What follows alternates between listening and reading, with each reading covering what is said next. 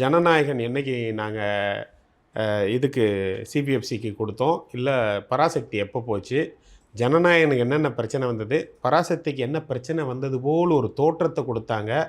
ஜனநாயகன் சொன்ன தேதிக்கு ரிலீஸ் ஆச்சா, பராசக்தி சொன்ன தேதிக்கு ரிலீஸ் ஆச்சா, ஏன் ரிலீஸ் ஆச்சு, ஒரு முதலமைச்சரின் பேரன் கொண்ட கம்பெனியினால் ரிலீஸ் ஆச்சா, இல்லை அவர்களுடைய பிஜேபியின் ஆதரவால் ரிலீஸ் ஆச்சா, அவர்களுடைய கள்ள கூட்டணியால் ரிலீஸ் ஆச்சா, இதெல்லாம் மக்கள் பார்த்துக்கிட்டு தானே இருக்காங்க. அதைத்தான் நான் சொல்கிறேன்.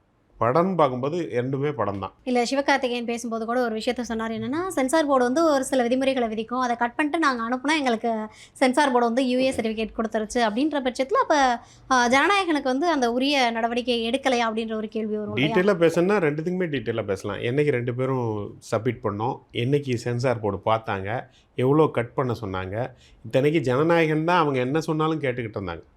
இதில் நான் வந்து சிவகார்த்திகேயன் அவர்களையோ அந்த ப்ரொடியூசரையோ டெக்னீஷியனையோ அவங்கெல்லாம் பாவம், அவ்வளோதான் நான் பார்க்குறேன். அவங்கள தேவையில்லாமல் திமுக பொலிட்டிக்கல் படுத்திட்டாங்க இந்த படத்தின் மூலமாக. அதனால் அந்த படம் வெற்றியடைய எங்களுடைய வாழ்த்துக்கள்.